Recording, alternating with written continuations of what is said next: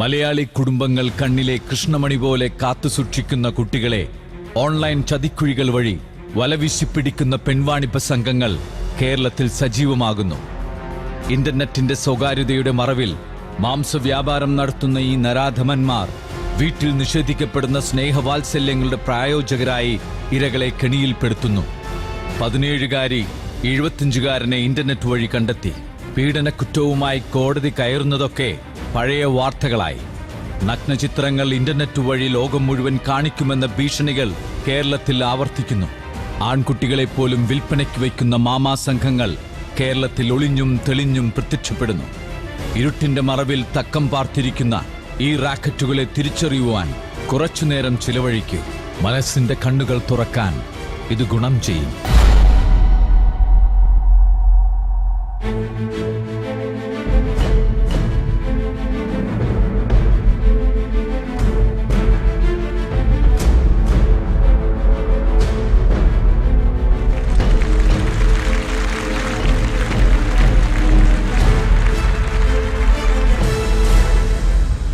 എല്ലാ പ്രേക്ഷകർക്കും Travancore builders Sreekandan Nair show co powered by Asian Paints Ultima Protect and lens and frames ഓപ്റ്റീഷ്യൻസിലേക്ക് സ്വാഗതം.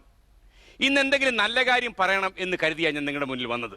പക്ഷേ നാട്ടിൽ നടക്കുന്ന കാര്യങ്ങൾ കാണുമ്പോൾ അതൊന്നും പറയാൻ പറ്റുന്നില്ല. നിങ്ങൾക്കറിയാം, ഇന്റർനെറ്റിന്റെ സാധ്യതകൾ അനന്തമായി വളരുകയാണ് കേരളത്തിൽ.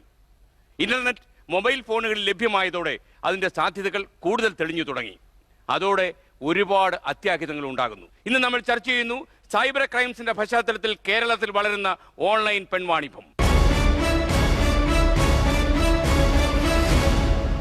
പ്രസക്തമായ ഈ സംവാദം ചർച്ച ചെയ്യാൻ എത്തിയിരിക്കുന്നത് ഇവരാണ്: ചലച്ചിത്ര ടെലിവിഷൻ താരം റീന ബഷീർ, സൈബർ ക്രൈം കുറ്റാന്വേഷണ വിദഗ്ധൻ ഡോക്ടർ വിനോദ് ഭട്ടതിരിപ്പാട്, വനിതാ കമ്മീഷൻ അംഗം ഡോക്ടർ ലിസി ജോസ്, കേരള പോലീസിലെ inspector general S Sreejith IPS, Kakkanad Sunrise Hospital മനഃശാസ്ത്രജ്ഞൻ Bipin Roldan, Centre for Empowerment and Enrichment chairperson doctor PA Mary Anitha, ഹൈക്കോടതിയിലെ അഭിഭാഷക അഡ്വക്കേറ്റ് സംഗീത ലക്ഷ്മൺ, കൊല്ലത്തെ അഭിഭാഷകൻ PA പ്രിജി, മലയാറ്റൂർ ഗ്രാമപഞ്ചായത്ത് അംഗവും വിദ്യാർത്ഥിനിയുമായ ആതിര ദിലീപ്, പൊതുപ്രവർത്തകൻ മുഹമ്മദ് ഖാൻ, ചുംബന സമരത്തിൽ പങ്കെടുത്ത പ്രീത GP, പൊതുപ്രവർത്തകൻ പ്രകാശ് വിലങ്ങറ, സാമൂഹ്യ പ്രവർത്തക Laila Rasheeda, additional government standing council advocate NV Sanu, വിദ്യാർത്ഥിനിയും സീരിയൽ താരവുമായ ചൂകി രസ്തോഗി എന്നിവർക്കൊപ്പം പെൺവാണിഭ സംഘത്തിന്റെ കെണിയിലകപ്പെട്ട പെൺകുട്ടി.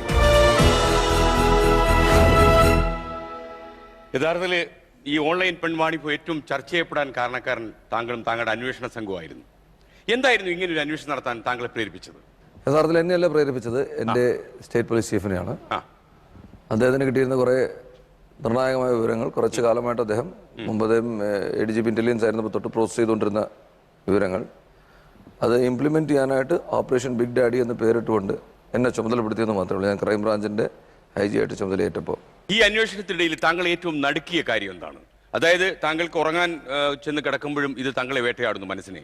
അതായത് ഒരു പോലീസ് ഓഫീസറിനപ്പുറം ഒരു കേരളത്തിൽ ജീവിക്കുന്ന ഒരു മലയാളി എന്ന നിലയിൽ താങ്കളെ ഏറ്റവും അലട്ടുന്ന പ്രശ്നം എന്താണ് ഈ കാര്യം? നമ്മുടെ കുഞ്ഞുങ്ങൾ ഒരു തരത്തിലും സുരക്ഷിതരല്ല എന്നുള്ളൊരു സത്യം ഓരോ 8 മിനിറ്റിലും ഇന്ത്യയിൽ ഒരു കുഞ്ഞ് കാണാതെ പോവുകയാണ്. അതിൽ ഇങ്ങനെ അപ്രത്യക്ഷമാകുന്ന കഥകളും ഈ ഇങ്ങനെയുള്ള പെൺവാണിഭ സംഘത്തിന്റെ ഇന്റർനെറ്റ് ഓപ്പറേഷൻസും തമ്മിൽ എന്തെങ്കിലും ബന്ധമുള്ളതായിട്ട് താങ്കൾക്ക് തോന്നുന്നുണ്ടോ? 72% അഖിലേന്ത്യാ തലത്തിൽ കാണാതാവുന്ന കുട്ടികൾ ഇത്തരത്തിലുള്ള സംഘങ്ങളിൽ എത്തിപ്പെടുന്നതായിട്ടാണ് അനൗദ്യോഗിക കണക്ക്. ഔദ്യോഗികമായിട്ട് ഈ കണക്ക് വരാൻ സാധിക്കാത്തതിന് പ്രധാനപ്പെട്ട ഒരു കാരണം, ഇതിൽ നിന്ന് രക്ഷപ്പെട്ട് കഴിയുമ്പോൾ ഈ വ്യക്തികൾക്ക് ആർക്കും തന്നെ ഇവരുടെ ഈ ഐഡന്റിറ്റി വെളിപ്പെടുത്താൻ താല്പര്യമില്ല. നിയമപരമായിട്ട് അവർക്ക് നല്ല പരിരക്ഷ ലഭിക്കുന്നു.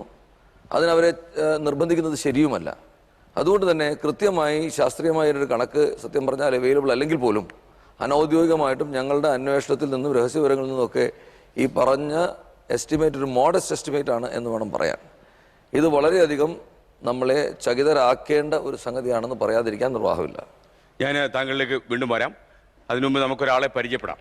ഈ ഓഫീസർ പറഞ്ഞത് താങ്കൾ കേട്ടുകൊണ്ടിരിക്കുകയായിരുന്നല്ലോ. എങ്ങനെയായിരുന്നു താങ്കൾ ഇങ്ങനെ ഒരു പെൺവാണിഭ സംഘത്തിന്റെ റാക്കറ്റിൽ പോയി പെട്ടത്? എൻ്റെ ഫോൺ താഴെ ചാടി എൻ്റെ ഡിസ്പ്ലേ പോയി ഫോണിൻ്റെ. അപ്പോൾ ഞാനത് നന്നാക്കാൻ വേണ്ടി ഒരു ഷോപ്പിൽ കൊടുത്തു. ഷോപ്പിൽ കൊടുത്ത് 2 ദിവസത്തിനുള്ളിൽ എനിക്ക് നന്നാക്കി കിട്ടി. 3-ാം ദിവസം എൻ്റെ ഫോണിലേക്ക് ഒരു കോള് വന്നു. രാജേഷ് എന്ന പേര് വെളിപ്പെടുത്തി. എൻ്റെ അടുത്ത് അങ്ങനെയാണ് പറഞ്ഞത്. അത് കഴിഞ്ഞ് എൻ്റെ അടുത്ത് പറഞ്ഞു, തൻ്റെ മെസ്സേജ് കുറേ ഫോട്ടോസൊക്കെ എൻ്റെ കയ്യിൽ കിട്ടിയിട്ടുണ്ട്, എന്നൊക്കെ പറഞ്ഞു. എന്നിട്ട് അത് പിറ്റേ ദിവസം എൻ്റെ വാട്സപ്പിലേക്ക് ഒരു എഡിറ്റഡ് ഫോട്ടോ വന്നു. വേറൊരാളുടെ ബോഡി എൻ്റെ ഫേസൊക്കെ വെച്ചിട്ട് ഒരു ഫോട്ടോ വന്നു. അപ്പം ഞാൻ ശരിക്കും ഷോക്കായി പോയി. എന്നിട്ട് ഞാൻ ഈ വിളിച്ച നമ്പർ ഞാൻ കുറേ തവണ ബ്ലോക്ക് ലിസ്റ്റിലിട്ടെങ്കിലും വേറെ നമ്പറുകളിൽ നിന്ന് വിളിക്കാൻ തുടങ്ങി. അത് കഴിഞ്ഞ് എൻ്റെ അടുത്ത് ഇന്ന സ്ഥലത്ത് വരണം, അല്ലെങ്കിൽ ഇതെല്ലാവർക്കും അയച്ചു കൊടുക്കും, ഫേസ്ബുക്കിൽ പോസ്റ്റ് ചെയ്യും എന്നൊക്കെ പറഞ്ഞ് ഭീഷണിപ്പെടുത്തി. അപ്പോൾ എനിക്ക് മെൻ്റലി ഭയങ്കര ബുദ്ധിമുട്ടായി, എൻ്റെ പാരൻസിനോട് ആരോടും ചോദിക്കാൻ പറ്റാത്ത. അപ്പോൾ ഇതെങ്ങനെ ഇവരുടെ കയ്യിൽ കിട്ടിയെന്ന് എനിക്ക് മനസ്സിലായില്ല. ഞാൻ എന്നിട്ട് ഫ്രണ്ട്സിനോടൊക്കെ ചോദിച്ചു, എൻ്റെ ഫ്രണ്ട്സിനോട് ചോദിച്ചു ഇങ്ങനെ ഫോട്ടോസൊക്കെ ഇങ്ങനെ പോകാൻ എന്തെങ്കിലും ചാൻസ് ഉണ്ടോ? ഞാൻ ആർക്കും അയച്ചു കൊടുത്തിട്ടില്ല. അപ്പോൾ എങ്ങനെ ഇതായെന്ന് ചോദിച്ചു കഴിഞ്ഞപ്പോൾ റിക്കവറി സോഫ്റ്റ്വെയർ ഉപയോഗിച്ച് എടുത്തതായിരിക്കാം എന്ന് പറഞ്ഞു. നേരിട്ടാണോ ഫോൺ വഴിയാണോ? ഫോൺ വഴിയാണ്. ഭീഷണിപ്പെടുത്തിയ ആളിനെ താങ്കൾക്ക് അറിയാമോ? കടയിലെ ആളാന്നാ പറഞ്ഞത്. ഞാൻ ഈ ഫോൺ നന്നാക്കാൻ കൊടുത്ത കടയിലെ ആളാണ് എന്നാ എൻ്റെ അടുത്ത് പറഞ്ഞത്. പിന്നെ എനിക്ക് വാട്സപ്പിൽ ഇങ്ങനെ ഒരു ഫോട്ടോ വന്നപ്പോൾ ഞാൻ ശരിക്കും ഷോക്കായി പോയി. അപ്പം എനിക്ക് മനസ്സിലായി ഇത് വേറൊരു ചെറിയ ഭീഷണിയല്ല എന്നെനിക്ക് മനസ്സിലായി. പിന്നെ എല്ലാവർക്കും അയച്ചു കൊടുക്കും എന്നൊക്കെ പറഞ്ഞപ്പോൾ ഞാൻ ശരിക്കും അതിൻ്റെ ഉള്ളിൽ ഭയങ്കരമായിട്ട് ഇതായിപ്പോയി. ഞാൻ ശരിക്കും ഷോയിൽ വരാൻ കാരണം ഒരു പെൺകുട്ടികൾക്കും ഇങ്ങനെ ഇതാവരുത്. ഞാൻ എപ്പോഴും എല്ലാവരോടും പറയും, ഒരിക്കലും ലേഡീസ് മൊബൈൽ റിപ്പയർ ചെയ്യാൻ കൊടുക്കരുത്, ലേഡീസ് പോയി കൊടുക്കരുത്. പിന്നെ രണ്ടാമത്തെ കാര്യം, അല്ല ഈ നോർമലി നമ്മുടെ മൊബൈലിൽ റിപ്പയർ ചെയ്യുന്ന ഷോപ്പുകളുടെയൊക്കെ പിന്നില് ഇതുപോലുള്ള ചില സോഫ്റ്റ്വെയർ ഉപയോഗിച്ച് ചില ആ കുട്ടി പറഞ്ഞത് കറക്റ്റാണ്, വളരെ കറക്റ്റാണ് ആ കുട്ടി പറഞ്ഞത്. ഇതല്ല, ഇതിലപ്പുറവും നടക്കുന്നുണ്ട് മൊബൈൽ റിപ്പയർ ഷോപ്പ് വെച്ചിട്ട്. ഞാൻ മറ്റൊരു കാര്യം പറഞ്ഞുതരാം. ഇപ്പോൾ ഏതാനും വർഷങ്ങൾക്ക് മുമ്പ് ഞാൻ ഒരു കോളേജിൽ കമ്പ്യൂട്ടർ സയൻസ് അസോസിയേഷൻ്റെ ചീഫ് ഗസ്റ്റായിട്ട് പോയപ്പോൾ ആ പ്രോഗ്രാമൊക്കെ കഴിഞ്ഞതിന് ശേഷം ഒരു കുട്ടി എന്നെ വന്ന് കണ്ടു. എന്നിട്ട് ആ കുട്ടി പറഞ്ഞൊരു കാര്യം, എങ്ങനെയോ ഞാൻ അയക്കുന്ന മെസ്സേജസ് ഒക്കെ മറ്റൊരാൾക്ക് കിട്ടിക്കൊണ്ടേയിരിക്കുന്നു. അപ്പോൾ അത് കിട്ടുക എന്നുള്ളത്, അത് കിട്ടുന്ന ആള് എൻ്റെ നൈബറാണ്. ആ നൈബർ എന്നെ കല്യാണം കഴിക്കും, കാരണം ഞാൻ എല്ലാ മെസ്സേജും അവരായിട്ട് ഷെയർ ചെയ്യുന്നുണ്ട്, എല്ലാ കാര്യങ്ങളും ഷെയർ ചെയ്യുന്നുണ്ട്. മെസ്സേജ് കിട്ടുന്നുണ്ട് എന്നുള്ളതല്ല, വിവരങ്ങൾ ഷെയർ ചെയ്യുന്നു എന്നുള്ളതാണ്. അപ്പോൾ ഈ വിവരങ്ങൾ നോക്കിയപ്പോൾ ഈ മെസ്സേജ് വഴിക്ക് പലർക്കും അയച്ചതും കിട്ടിയതുമായിട്ടുള്ള കാര്യങ്ങളാണ് ഇയാൾക്ക് അറിയുള്ളൂ, അല്ലാതെ ഓറലായിട്ട് പറഞ്ഞ കാര്യങ്ങൾ അറിയില്ല. അപ്പൊ മെസ്സേജ് അതിന്റെ കോപ്പി അയാൾക്ക് കിട്ടുന്നുണ്ട് എന്നുള്ളതായിരുന്നു സംശയം. ഈ കുട്ടി എന്നെ അന്വേഷിച്ചപ്പോൾ ഇത് ഈ റിപ്പയർ ചെയ്യാൻ കൊടുത്ത ഷോപ്പിന്റെ ഓണറുടെ ഫ്രണ്ടാണെന്ന് മനസ്സിലായി. ഈ കേസും കൊണ്ട് പോലീസ് സ്റ്റേഷനിൽ എത്തിയപ്പോൾ SI ഈ കുട്ടിയെ വരട്ടി, നൈബറായിട്ട് എന്തെങ്കിലും പ്രശ്നം ഉണ്ടെങ്കിൽ അയാളെ ഇങ്ങനെ ജയിലിലിടാനുള്ള പണിയല്ല നോക്കണ്ട, അത് നിങ്ങൾ പറഞ്ഞ് സംസാരിച്ച് തീർക്കണം, അല്ലാതെ ഇങ്ങനെ ചതിക്കുഴിയിൽ വീഴ്ത്തരുത്, സ്ത്രീകൾക്ക് ഇങ്ങനെ ചില പ്രൊട്ടക്ഷൻ ഉണ്ടെന്ന് വിചാരിച്ചിട്ട്. അപ്പോൾ ഇതിന് മെസ്സേജ് റെപ്ലിക്കേഷൻ സോഫ്റ്റ്വെയർ എന്ന് പറഞ്ഞൊരു സാധനമുണ്ട്. അത് ആൻഡ്രോയിഡ് മൊബൈലിലുണ്ട്, വിൻഡോസ് മൊബൈലിലുണ്ട്. അത് ഇട്ട് കഴിഞ്ഞാൽ അതിലൊരു നമ്പർ കൊടുത്തു കഴിഞ്ഞാൽ, അപ്പോൾ നിങ്ങളുടെ നമ്പർ കൊടുത്തു കഴിഞ്ഞാൽ, അപ്പോൾ ആ കുട്ടിയുടെ നമ്പർ മൊബൈലിൽ ഈ സോഫ്റ്റ്വെയർ ഇട്ടിട്ട് നിങ്ങളുടെ നമ്പർ കൊടുത്താൽ ഈ കുട്ടി ആർക്കൊക്കെ എന്തൊക്കെ മെസ്സേജസ് അയക്കണം അതിന്റെയൊക്കെ കോപ്പി നിങ്ങളുടെ. ഇതേപോലെ കോൾ റെപ്ലിക്കേഷൻ സോഫ്റ്റ്വെയറും ഉണ്ട്. അത് ഇട്ട് കഴിഞ്ഞാൽ ആ കുട്ടി മൊബൈൽ റിങ് ചെയ്താൽ നിങ്ങളുടെ മൊബൈൽ പഠിക്കും, അവർ രണ്ടുപേരും സംസാരിക്കുന്നത് നിങ്ങൾക്ക് കേൾക്കാൻ പറ്റും. ഇതൊക്കെയും ഈ മൂന്നിൽ ഏതെങ്കിലും ഒന്ന് അല്ലെങ്കിൽ മൂന്നും ഈ കുട്ടിയുടെ കേസിൽ സംഭവിച്ചിട്ടുണ്ട്. ഈ നെറ്റിന്റെ അപാരമായ സാധ്യത ശ്രീജിത്ത് പറഞ്ഞതുപോലെ മുന്നിലുള്ളപ്പോൾ തന്നെ ഇതിന്റെ ചതിക്കുഴികളും വളരെ കൂടി വരുന്നതായിട്ട് കാണുന്നു. പ്രത്യേകിച്ച് ഇതിന്റെ മുഴുവൻ സാധ്യതകളൊക്കെ നമ്മളിപ്പം സംപ്രേഷണം ചെയ്യുകയാണെങ്കിൽ ഒരുപക്ഷെ പെൺകുട്ടികളുള്ള മാതാപിതാക്കൾക്ക് ഉറങ്ങാൻ പറ്റത്തില്ല, ആൺപിള്ളേരുള്ള മാതാപിതാക്കൾക്ക് അസ്വസ്ഥരായി അവർ ഇറങ്ങി നടന്നെന്ന് വരും.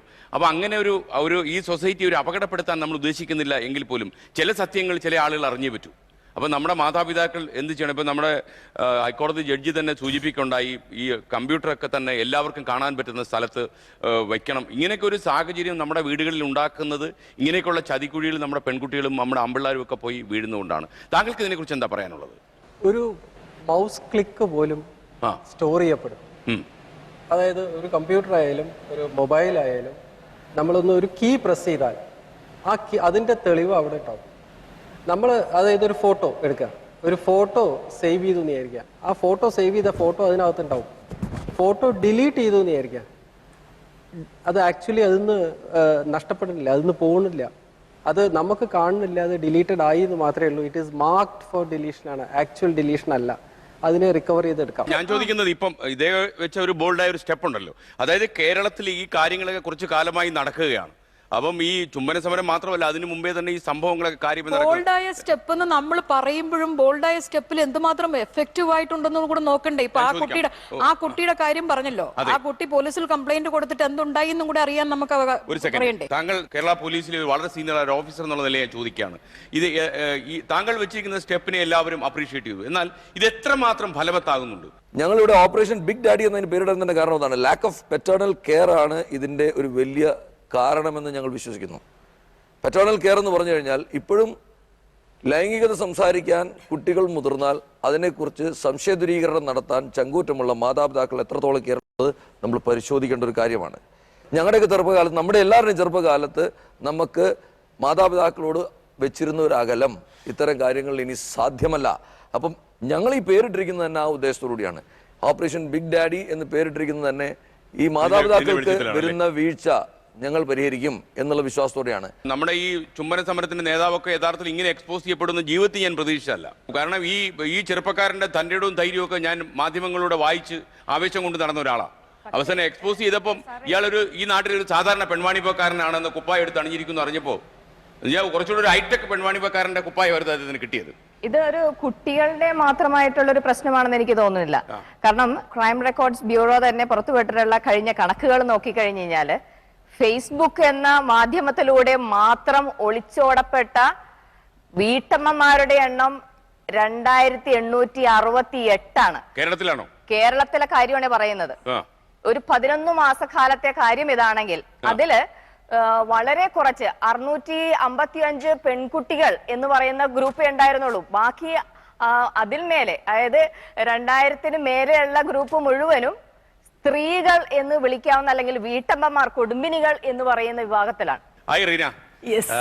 ഇപ്പൊ പ്രശ്നം എന്താന്ന് ചോദിച്ചു കഴിഞ്ഞാല് താങ്കൾ ഒരു താരമാണ്, അതിനുപരി ഒരു അമ്മയാണ്. അതെ, അമ്മമാർക്കൊക്കെ ടെൻഷൻ ഉണ്ടാക്കുന്ന കാര്യങ്ങളാണ് നമ്മൾ ഈ സംസാരിച്ചുകൊണ്ടിരിക്കുന്നത്, കേട്ടുകൊണ്ടിരിക്കുന്നത്. തലകർക്കം വരുന്നു ശരിക്കും പറഞ്ഞിട്ടുണ്ടെങ്കിൽ. കാരണം എന്താ വെച്ചിട്ടുണ്ടെങ്കിൽ നമ്മൾക്ക് സേഫ് സോണിൽ ട്രാവൽ ചെയ്യുന്ന കുറച്ച് വ്യക്തികളായതുകൊണ്ട് ഇതൊക്കെ കേൾക്കുമ്പോൾ ശരിക്കും, കാരണം അത്രയും പ്രശ്നങ്ങളാണ് നമുക്ക് ചുറ്റും. പ്രത്യേകിച്ച് അമ്മയാണെങ്കിൽ ഇന്നത്തെ ഉറക്കം പോയി, ഇനി അങ്ങോട്ടുള്ള ഉറക്കവും പോയി കിട്ടി. കൂട്ടുകുടുംബം ആയിരുന്നപ്പോൾ കുറച്ചുകൂടെ പ്രൊട്ടക്റ്റഡ് ആയിരുന്നു. ഇപ്പോൾ ഇത് ന്യൂക്ലിയർ ഫാമിലി ആയി കഴിഞ്ഞപ്പോൾ പിള്ളേരെ നോക്കാനും ശ്രദ്ധിക്കാനും, കാരണം കേരളത്തിലെ ആളുകൾ കുറെ കൂടെ ആഡംബര പ്രിയരാണ്. കാരണം പൈസ ഉണ്ടാക്കാനുള്ള ആ ഒരു തിരക്കും ബഹളവും.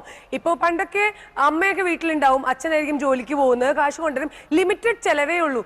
ഇന്നങ്ങനെയല്ല, നമുക്ക് നിറച്ചും മോൾസും പിന്നെന്താ എന്താ പറയുക, സിനിമയാണെങ്കിലും ഒരു സിനിമ കാണണമെന്നുണ്ടെങ്കിൽ ഇന്നിപ്പോ ഒരു ടിക്കറ്റിന് 300 റുപ്പീസ് ഒക്കെ കൊടുക്കണം. അങ്ങനത്തെ ഒരു കാലഘട്ടത്തിലോട്ട് ലൈഫ് ഭയങ്കര എക്സ്പെൻസീവ് ആയിക്കൊണ്ടിരിക്കുക. അങ്ങനെ അങ്ങോട്ട് നമ്മൾ മുമ്പോട്ട് പോകുമ്പോൾ പൈസ ഉണ്ടാക്കുന്ന ഒരു വെപ്രാളത്തിൽ ആബ്സെൻസ് ആണ്, ഫാമിലിയിലെ മെമ്പേഴ്സിന്റെ ആബ്സെൻസും. കുട്ടികൾ ചെറുതാണെങ്കിലും ചെറിയ കുട്ടികൾ വരെ ഈ മൊബൈൽ ഫോണിലും ഇന്റർനെറ്റിലും ഐപാഡും ഒക്കെ ബ്രൗസ് ചെയ്ത് ഇങ്ങനെ ഇരിക്കുക. വൈഫൈ ഇല്ലാത്ത വീടില്ല. ഇങ്ങനെയൊക്കെ ആകുമ്പോൾ ഇതിലോട്ടുള്ള ആക്സസ് ഇവർക്ക് കൂടുതലാണ്. പിന്നെ പെട്ടെന്നൊരു സുപ്രഭാതത്തിൽ ഇതൊന്നും ചെയ്യാൻ പാടില്ല എന്ന് പറഞ്ഞാൽ നടക്കില്ല. പല സ്ഥലത്തും ആത്മഹത്യ, അത് വാങ്ങിച്ചു കൊടുത്തില്ലെങ്കിൽ ആത്മഹത്യ ചെയ്യും പിള്ളേര്. അയ്യോ ആ കുട്ടിക്ക് വൈഫൈ ഉണ്ട്. ഇപ്പൊ ഫോൺ വരെ, ഐഫോൺ നമ്മൾ കയ്യിൽ കെട്ടിക്കഴിഞ്ഞാൽ മൊബൈലിൽ വരുന്ന മെസ്സേജസ് വരെ നമുക്ക് ഇതിൽ റീഡ് ചെയ്യാം.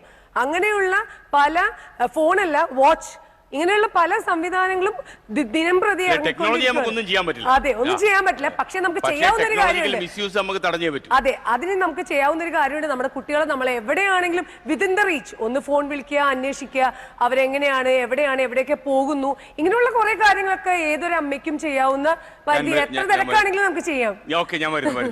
നിങ്ങൾ നടത്തിയ ഒരു യത്നം കേരളത്തിൽ മുഴുവൻ ചർച്ച ചെയ്യപ്പെട്ടു. പിന്നെ നിങ്ങളുടെ നേതാവിന് പറ്റിയ അമളി കൊണ്ട് അത് വീണ്ടും ദുർവ്യാഖ്യാനം ചെയ്യപ്പെടുകയോ ചെയ്തു. മാത്രമല്ല, ഇത്രയും അതിവിദഗ്ധമായ പെൺവാണിഭ സംഘത്തിന്റെ നേതൃത്വ നിരയിലേക്ക് ഇങ്ങനെ ഒരാൾ വന്നുപെടും എന്ന് സാമാന്യ ബുദ്ധിയുള്ളവരൊന്നും ആലോചിക്കില്ല. അപ്പം ഇപ്പോൾ നിങ്ങൾ ശരിക്കും വല്ലാത്തൊരവസ്ഥയിലാണ്. നിങ്ങൾ ഈ ചുംബന സമരം തന്നെ പ്രതികൂട്ടി കയറി നിൽക്കുക. ഇപ്പോ ഇല്ല, അങ്ങനെയൊന്നില്ല. ഇവിടെ പറയണത് കേട്ടാ തോന്നും ചുംബന സമരത്തിന് ശേഷമാണ് പെൺവാണിഭം എന്നുള്ള ഒരു വാക്ക് കേരളം കേട്ടെന്ന്. അതല്ല, രാഹുൽ പശുപാലൻ അങ്ങനെ ഒരു, അത് പശുപാലന്റെ മേലുള്ള ആരോപണമാണ്. അപ്പൊ ആരോപണം തെളിയിക്കപ്പെടുന്നത് വരെയെങ്കിലും ആരോപണത്തിന്റെ ഒരു ഇത് വിട്ടുകൊടുക്കണം പശുപാലൻ ഉൾപ്പെടെയുള്ള ടീമിന്. കാരണം ISRO ചാരക്കേസ് വരെ നമ്മൾ കണ്ടതാണ്. വർഷങ്ങൾക്ക് ശേഷം അതെന്തായി എന്നുള്ളത്. അപ്പം പശുപാലനെ ഇവിടെ ന്യായീകരിക്കുവല്ല ഞാൻ. പക്ഷെ ചുംബന സമരത്തിന് അങ്ങനെയാണെങ്കിൽ പോലും പശുപാലൻ ഈ പറയുന്ന കാര്യങ്ങളൊക്കെ ചെയ്തത് ചുംബന സമരത്തിന് ശേഷമൊന്നുമല്ല. ഈ രാഹുൽ പശുപാലൻ എന്ന് പറയുന്ന ആള് ചുംബന സമരത്തിന് മുമ്പോ പിമ്പോ ആയാലും അയാള് കാണിച്ചിരിക്കുന്നത് കേരളത്തിലെ പെൺകുട്ടികളുടെ ജീവിതമായിട്ട് കശിക്കേറിയായിരുന്നു. അപ്പോ ശ്രീ സാറ് അങ്ങനെ ഒരു അഭിപ്രായം ശ്രീജിത്തിനും അങ്ങനെ ഒരു അഭിപ്രായമല്ല, കേരള പോലീസിനും അങ്ങനെ ഒരു അഭിപ്രായമല്ല. ഞങ്ങൾക്ക് ചുംബന സമരമായിട്ട് യാതൊരു ബന്ധവുമില്ല. ഞങ്ങൾ ഈ പറഞ്ഞ ഒരു കമന്റ്സിനോടും മാഡം പറഞ്ഞ കമന്റിനോടൊക്കെ ഞാൻ യോജിക്കുകയാണ്. നമുക്ക് അഭിപ്രായത്തില്ല. പക്ഷേ ഞങ്ങളെ സംബന്ധിച്ചിടത്തോളം ഞങ്ങൾ കേസ് അന്വേഷിക്കുകയും തെളിവുകളുടെ പുറകെ പോവുകയും മാത്രമേ ചെയ്തിട്ടുള്ളൂ. 35ഓളം പ്രതികളെ അറസ്റ്റ് ചെയ്തതിൽ കേവലം 2 പേര് മാത്രമാണ് ഈ ചുമന സമരത്തിലുണ്ടായിരുന്ന ആളുകൾ. അതുകൊണ്ട് ചുമന സമരം തെറ്റായിരുന്നു ശരിയായിരുന്നു ഒന്നും പറയേണ്ട കാര്യം പോലീസിനില്ല. ചുംബന ഈ പറയുന്ന ഇഷ്യൂ പുറത്തു കൊണ്ടുവരാൻ കാരണമായ ഫേസ്ബുക്ക് പേജ് ഉൾപ്പെടെയുള്ളത് ചുംബന സമരത്തിന്റെ പങ്കെടുത്ത ആൾക്കാർ തന്നെയായിരുന്നു. കൊച്ചുസുന്ദരികൾ എന്ന പേജിനെതിരെ ഉണ്ടായ ഒരു സാധു സാറിനറിയാം ഒരു മുന്നേറ്റം പോലും ഫ്രസ്ട്രേറ്റഡ് മല്ലൂസ് എന്നുള്ള പേജ് തുടങ്ങിയത് തന്നെ ചുംബന സമരത്തിൽ പങ്കെടുത്ത ആളുകൾ ചേർന്നാണ്. കേസിനെ സംബന്ധിച്ചുള്ള ഒരു കാര്യം ഞാൻ വളരെ വ്യക്തമായി നിങ്ങളോട് പറയാം. ഇവിടെ ഞങ്ങളെ സംബന്ധിച്ചിടത്തോളം തെളിവുകളാണ് പ്രധാനം. തെളിവുകൾ ലഭിക്കുന്നത് ആർക്കെതിരെയാണെങ്കിലും അവരെ ഞങ്ങൾക്ക് പ്രോസിക്യൂട്ട് ചെയ്തേ പറ്റൂ. ഞങ്ങൾക്ക് മറ്റൊരു നിർവാഹമില്ല. 30-35 പ്രതികളെ അറസ്റ്റ് ചെയ്തതിന്റെ കൂട്ടത്തിൽ 2 പേര് രാഹുൽ പശുപാലനും രശ്മി നായരുമാണ്. അതൊരു വസ്തുതയാണ്. അത് കേരളം തിരിച്ചറിഞ്ഞു കഴിഞ്ഞു. പക്ഷെ അതിനെ സംബന്ധിച്ചിടത്തോളം അതിന്റെ അർത്ഥം എന്ന് പറഞ്ഞു കഴിഞ്ഞാൽ ലോകത്തുള്ള ഏത് വിപ്ലവകരമായ കാര്യം പറയുന്ന ആൾക്കാരെല്ലാവരും ഇത്തരത്തിലുള്ളവരാണോ എന്നൊന്നും വിദ്യാഭ്യാസ മേഖലയിൽ ഒരുപാട് ചൂഷണങ്ങൾ നടക്കുന്നുണ്ട്. അതുകൊണ്ട് അധ്യാപകരും വിദ്യാഭ്യാസവും മുഴുവൻ നിർത്തലാക്കണമെന്ന് പറയാൻ പറ്റുമോ? ഞാൻ ഒരു ചോദ്യം എനിക്ക് മാഡത്തിനോട് ചോദിക്കാനുണ്ട്. ഈ രാഹുൽ പശുപാലൻ നിങ്ങളുടെ നേതാവായിരുന്നോ? രാഹുൽ പശുപാലനെയാണ് സമൂഹം ഈ ചുംബന സമരത്തിന്റെ വക്താവായി നേതാവായി ഞങ്ങൾ കണ്ടിരുന്നത്. നിങ്ങളുടെ ഇന്ന് അവർ അദ്ദേഹത്തെ തള്ളി പറയാൻ ബാധ്യസ്ഥരായിരിക്കുകയാണ്. എങ്കിൽ പറഞ്ഞ ഒരു കാര്യം ശ്രദ്ധിക്കണം.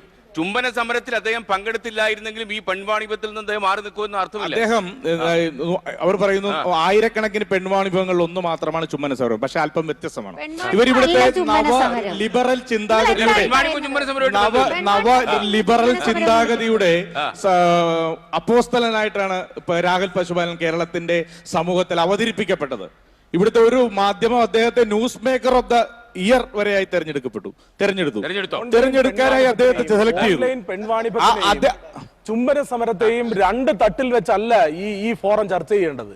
അത് ഒരു നാണയത്തിന്റെ 2 വശങ്ങളായി കണ്ടുകൊണ്ട് ഉള്ളൊരു ചർച്ച നടക്കണം. അതായത് വളരെ ബോധപൂർവ്വം ഇവിടെ നടത്തിയ ഓൺലൈൻ പെൺവാണിഭവും തമ്മിൽ ബന്ധമില്ല എന്നുള്ളതാ. അല്ല അതുമായി ബന്ധമുണ്ട്.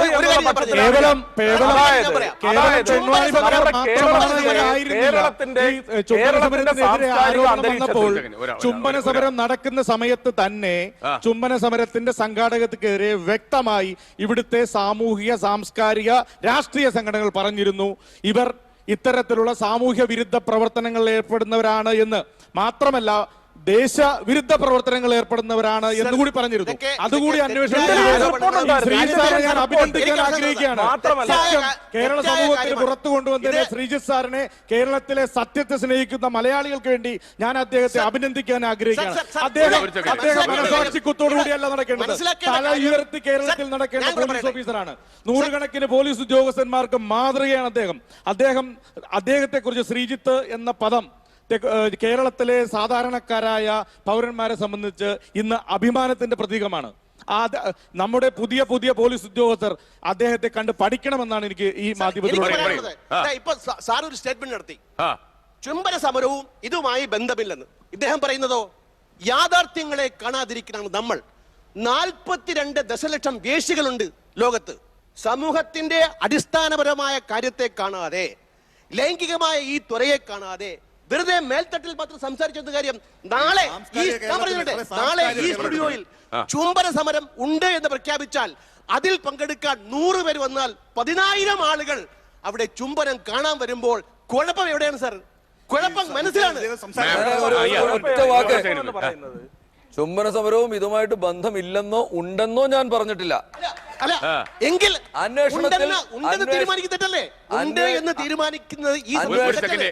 അന്വേഷണത്തിൽ എന്ത് വെളിയിൽ വന്നാലും തെളിവുകളുടെ അടിസ്ഥാനത്തിൽ അത് ചുംബന സമരക്കാരായി പോയാൽ അത് അവരുടെ ദുര്യോഗം എന്ന് മാത്രമേ എനിക്ക് പറയാനുള്ളൂ. അല്ലാത്തവരും ഒരുപാട് പേരുണ്ട് എന്നുള്ളത് നമ്മൾ മറന്നു പോകരുത്. നമ്മളിവിടെ മനസ്സിലാക്കേണ്ട ഒരു കാര്യം, ഇവിടെ വളരെ യാഥാസ്ഥിതികരായവർ ഈ കൂട്ടത്തിലുണ്ട്. ഞങ്ങൾ പലരെയും കുറിച്ച് നിങ്ങൾ അന്വേഷിച്ച് കാണുമെന്ന് എനിക്കറിയില്ല. എന്ത് പറ്റിയെന്ന് വെച്ചാൽ ഈ രാഹുൽ പശുപാലിന്റെ രശ്മി നായരുടെ പേര് വന്നതോടുകൂടി ഇത് വേറൊരു ടാൻജന്റിൽ അങ്ങ് പോയി. ബാക്കിയുള്ളവർ ആരൊക്കെയാണെന്ന് പോലും ആരും അന്വേഷിച്ചിട്ടില്ല. ഞാൻ പറഞ്ഞു അതിന്റെ പോസിറ്റീവ് ആസ്പെക്ട് നമ്മൾ ഉൾക്കൊള്ളുവാനും നെഗറ്റീവ് ആസ്പെക്ടിനെ റിജക്ട് ചെയ്യുവാനും നമ്മൾ നമ്മുടെ കുട്ടികളെ പഠിപ്പിക്കണം, അതുപോലെ നമ്മളും പഠിക്കണം, രണ്ടു കൂട്ടരും. അത് ഖാൻ പറഞ്ഞ ഒരു കാര്യമുണ്ടല്ലോ, അതായത് അടിസ്ഥാനപരമായ ഒരു ലൈംഗിക ചോദനയെ നിഷേധിച്ചുകൊണ്ട് ഉപരിപ്ലവമായി നമ്മൾ ഈ പ്രശ്നം ചർച്ച ചെയ്തുകൊണ്ട് കാര്യമില്ലെന്നാണ് അദ്ദേഹം സ്ഥാപിക്കുന്നത്. അതുമായിട്ട് പ്രതികരിക്കാൻ ഞാൻ ഇപ്പോഴില്ല.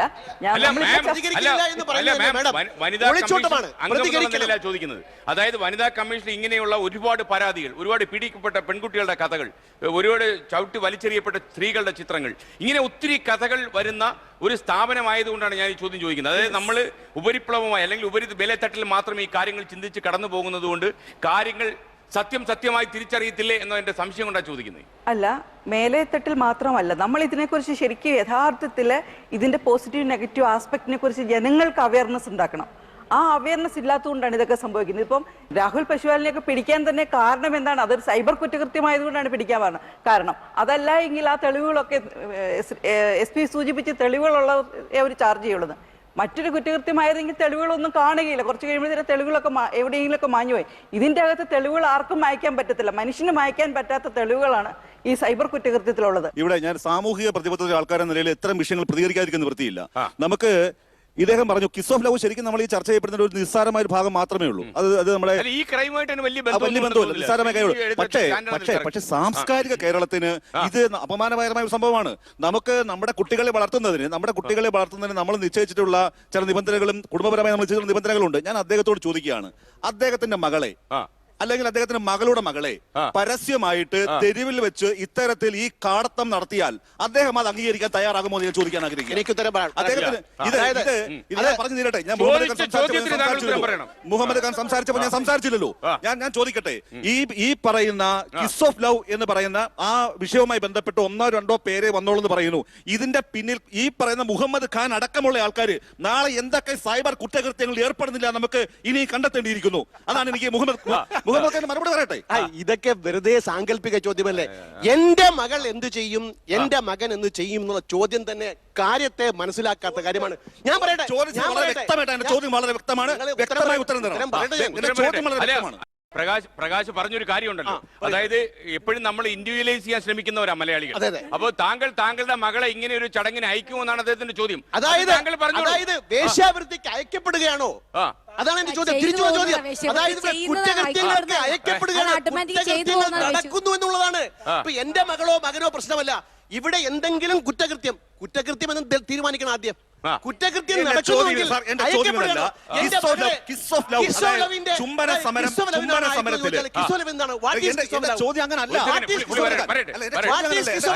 ഞാൻ പറയട്ടെ, അതായത് ഒരു ആണും ഒരു പെണ്ണും തമ്മിൽ അവർക്കിഷ്ടമുണ്ടെങ്കിൽ സമൂഹത്തിന് ദോഷം ചെയ്യാത്ത രീതിയിൽ ചെയ്യാനുള്ള അവകാശങ്ങൾക്ക് വേണ്ടിയാണ് കിസ് ഓഫ് ലവ്.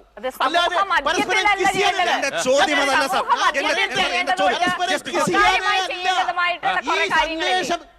എനിക്കാ തോന്നുന്നു ആവേശം കൊണ്ട് ഇത് ഒരു സന്ദേശത്തെ ഉൾക്കൊള്ളാൻ ഈ സമൂഹത്തെ കുറിച്ച് എന്ത് പറയാൻ സാർ? ഒരു സന്ദേശം സമരത്തിന് ഞാൻ അദ്ദേഹത്തെ വെല്ലുവിളിക്കുകയാണ്. എന്റെ ചോദ്യത്തിനല്ല മറുപടി.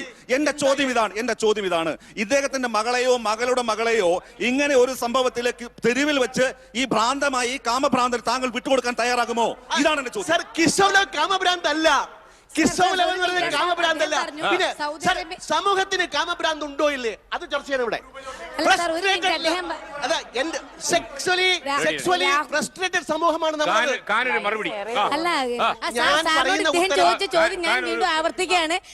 മകളെ എന്നല്ല ആരെയും എനിക്ക് നിയന്ത്രിക്കാൻ പറ്റില്ല എന്നുള്ളതാണ് വാസ്തവം. ഒരു ഉപചോദ്യം. ഞങ്ങളൊക്കെ യാഥാസ്ഥിതികരും ലൈംഗികതക്കെതിരാണ് എന്നുമാണ്. അങ്ങനെയല്ല, പാവനമാണ്, പവിത്രമാണ്, ദൈവികമാണ്. ഞങ്ങൾ അതിനെതിരല്ല. പക്ഷേ ഇവരുടെ നേതാവ് ചെയ്തതുപോലെ സ്വന്തം ഭാര്യയെ വിറ്റ് കാശുണ്ടാക്കാൻ ഇദ്ദേഹവും പുറപ്പെടുമോ എന്ന് മാത്രമാണ് അദ്ദേഹത്തോട് ചോദിച്ചത് എന്ന് മാത്രമേ എനിക്ക് പറയാം. വിൽക്കുക എന്ന് പറയുമ്പോൾ വാങ്ങാൻ ആളുണ്ടെങ്കിലാണ് വിൽക്കുക. കുറ്റവാളിയല്ലേ ഈ സമൂഹം? കുറ്റവാളിയല്ലേ? ഒരുത്തൻ അവന്റെ ഭാര്യയെ അഥവാ വിൽക്കാൻ അപ്പോൾ തയ്യാറാവുകയാണെങ്കിൽ വാങ്ങാൻ ആ ആളുള്ളത് വാങ്ങാൻ കൊണ്ട് ഇവിടെ ആളുണ്ട്. ഇന്ത്യൻ ശിക്ഷ വാങ്ങാൻ വല്ലാത്ത ആളുണ്ട്. അപകടം പിടിച്ചൊരു ചിന്തയാണ് താങ്കൾ പ്രചരിപ്പിക്കുന്നത്. സാർ അപ്പോൾ one second. അപ്പോൾ ശ്രീജിത്ത് സാർ ഇതിൽ തെറ്റില്ല. അല്ല, പ്രോസിക്യൂട്ടർ പറഞ്ഞത് വളരെ ശരിയാണ്. അതിന്റെ അതായത് പാവനമാണെന്ന് പറയുന്നത് നമ്മുടെ basic requirements, food, shelter, clothing and sex, അതാണ് എബ്രാഹിം മാസ്ലോയുടെ പുതിയ തിയറിയിൽ പെടുന്നത്. അത് ശരിയുമാണ്.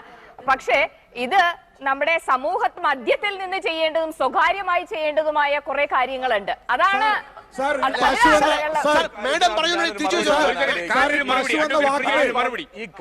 മിസ്റ്റർ ഖാൻ പറഞ്ഞ കാര്യത്തിനകത്ത് എനിക്കൊരു അഭിപ്രായം. ഈ ചർച്ച തുടങ്ങിയ സമയത്ത് ബഹുമാന്യനായിട്ടുള്ള ശ്രീജിത്ത് സാർ ഒരു സന്ദേശം കേരള സമൂഹത്തിന്റെ, ലോക സമൂഹത്തിന്റെ മുമ്പിലേക്ക് വെച്ചു. നമ്മുടെ കുട്ടികളെ നിയന്ത്രിക്കാൻ, നമ്മുടെ കുട്ടികളെ വേണ്ട വിധത്തിൽ നേർവഴിയിലേക്ക് നയിക്കാൻ ഉള്ള ശേഷിയും കഴിവും രക്ഷകർത്താക്കൾക്ക് ഉണ്ടാകണം. അദ്ദേഹം പരസ്യമായിട്ട് ഇപ്പൊ പറഞ്ഞു, എന്റെ മകളെ എനിക്ക് നിയന്ത്രിക്കാൻ പറ്റത്തില്ല. ഒരു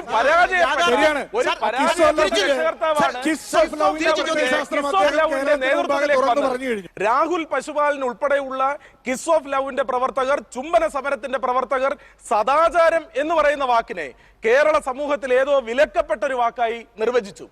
സദാചാരം എന്ന് പറയുന്ന വാക്കിന് എന്താണ്, അത് കേൾക്കുമ്പോൾ എന്തിനാണ് നെറ്റിക്കുന്നത്? നമ്മുടെ സമൂഹത്തിൽ സദാചാരം വേണ്ടേ? സദാചാരം എന്ന് പറയുന്നത് സജ്ജനങ്ങളുടെ ആചാരം, മര്യാദ എന്നാണ്. സജ്ജനങ്ങളുടെ മര്യാദ നമ്മുടെ സമൂഹത്തിൽ വേണ്ട എന്ന് പറയുന്നിടത്ത് എങ്ങനെ അതിന് പ്രതിവിധിയായിട്ടൊരു ചുംബന സമരത്തെ കൊണ്ടുവരാൻ കഴിയും?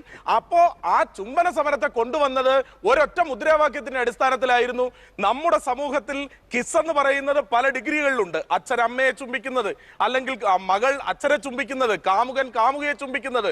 ഈ ചുംബനങ്ങളെയെല്ലാം അങ്ങ് പൊതുവൽക്കരിച്ചുകൊണ്ട് ചുംബനങ്ങളെയെല്ലാം വാണിഭത്തിന്റെ ആ നിർവചനത്തിലേക്ക് കൊണ്ടുവരുന്നതിന്റെ ഭാഗമായിട്ടാണ് ഈ ചുംബന സമരം എന്ന് പറയുന്ന ആഭാസ സമര പരിപാടി കേരളത്തിന്റെ സാമൂഹിക അന്തരീക്ഷത്തിലേക്ക് രാഹുൽ പശുപാലന്റെ നേതൃത്വത്തിൽ, മിസ്റ്റർ ഖാന്റെ നേതൃത്വത്തിൽ, സ്വന്തം മകളെ നിയന്ത്രിക്കാൻ കഴിവില്ലാത്ത ഖാനിന്റെ നേതൃത്വത്തിൽ ഈ കേരള സമൂഹത്തിലേക്ക് അഴിച്ചുവിട്ടത്. എനിക്കെതിരെ ഗുരുതരമായ ആരോപണങ്ങൾ ഉണ്ടായിരുന്നു. ഞാനും ഇതിൽ പങ്കാളി. ഞാൻ കിസ്വ ലവിനെ മനസ്സുകൊണ്ട് താലോലിക്കുന്നു, അംഗീകരിക്കുന്നു. സാറേ, ഒരു മാതാപിതാക്കളും അതിനെ അംഗീകരിക്കില്ല.